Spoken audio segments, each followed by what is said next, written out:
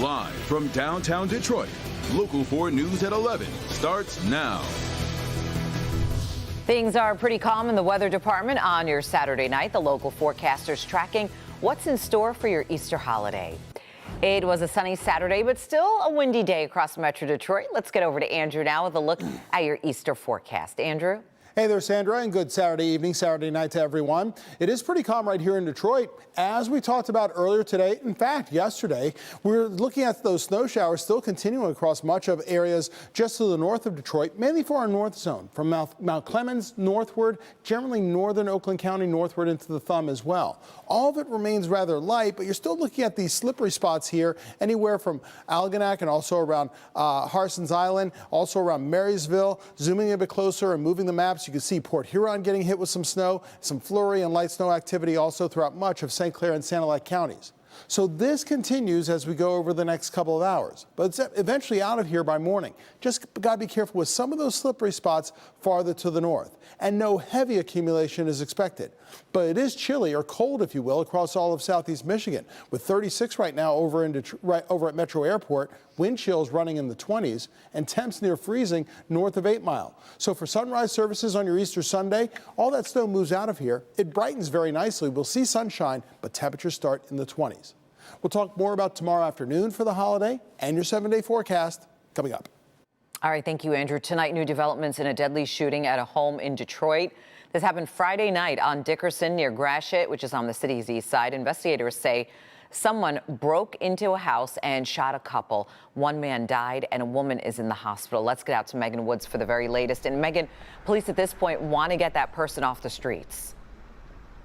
That's right. They haven't released the names of the victims, but they have told me they believe that suspect left in a blue Chevy Malibu, and they're hoping that someone will step forward. And they say that 17-year-old is now in stable condition. Police say the shooting happened around 9:30 at a home on the 12,300 block of Dickerson on Detroit's east side. An unknown suspect broke into a home and shot two people, one female, one male. The 22-year-old man is dead, and his 17-year-old girlfriend is in stable condition. They were the only two home. Police say detectives are speaking with witnesses as well as the young victim in the hospital. We're collecting evidence, and we do think we have some good leads at this time.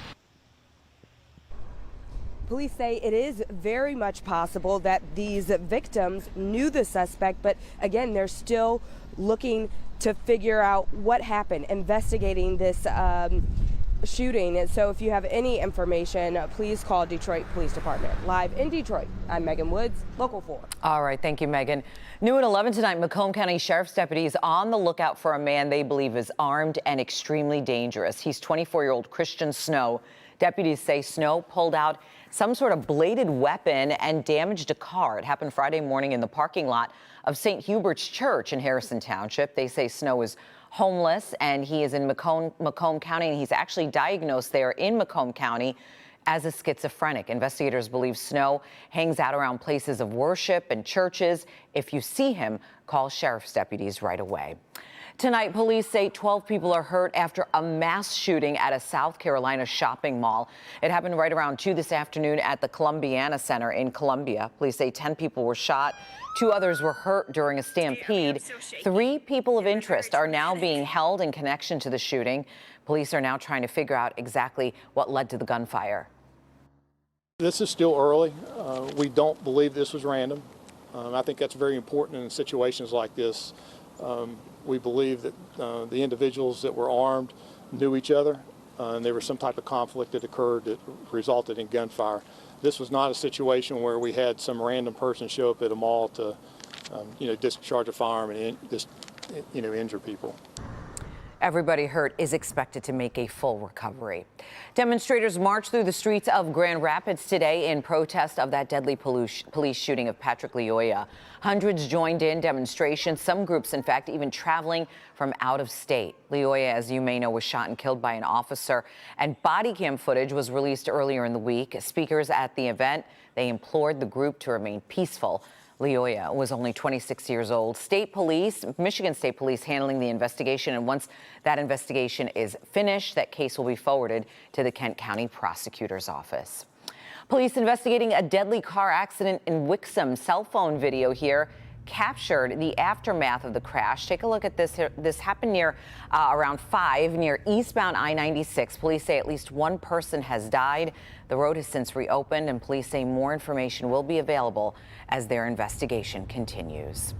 New tonight, the FDA investigating Lucky Charms cereal following complaints of people getting sick after eating it. The FDA says this year it's received more than 100 complaints, all connected to the cereal. According to a food safety website, several people complained they got nauseous and they were vomiting after eating it. General Mills says it's aware of those reports, but the company says it hasn't found any sort of evidence of consumer illness in its own investigation.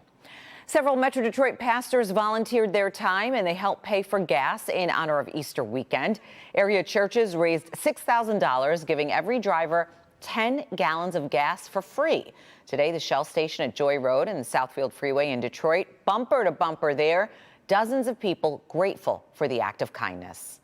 Blessing, because that's to save me $20, $25, and I can do something different. It's not just giving away gas. This is like much more than that, because we have been called to reach out to the world.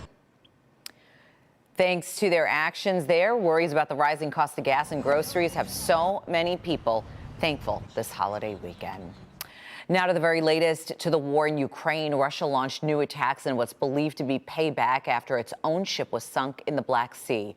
Tonight, we know at least one person is confirmed dead and several others hurt. This is after Russian airstrikes pounded 2 Ukrainian cities. Ukrainian police say at least 900 bodies have now been found in the capital region.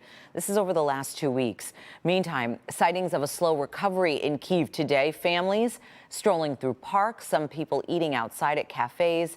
This, of course, as the war continues to rage on. And on this Holy Saturday, Pope Francis condemned the cruelty of the war in Ukraine during Easter Vigil Mass at the Vatican. Thousands attended Mass at St. Peter's Basilica, including the mayor of the Ukrainian city, Millie DePaul, and 3 Ukrainian lawmakers.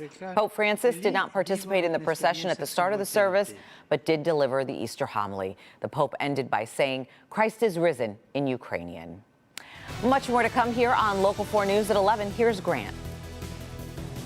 2022 may be a midterm year, but Democrats are already looking at 2024 and the potential to make Michigan one of the first places to cast their ballot. Coming up, the plan to make Michigan first in this next presidential race.